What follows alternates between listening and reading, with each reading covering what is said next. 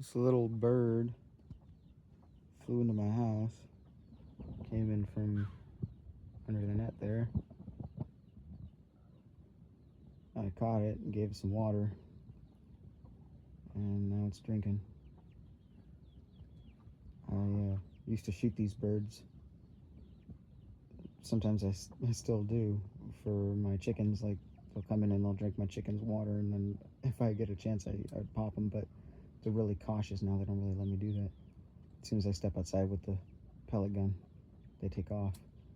But yeah, I was just sitting here chilling, playing my game, and this bird came in. Looks kind of old. Beak looks old, feet looks old. He's got like some warts on its feet. But yeah, just give him some water and let him rest up and let him go. Looks like we got some jealous birdies coming inside.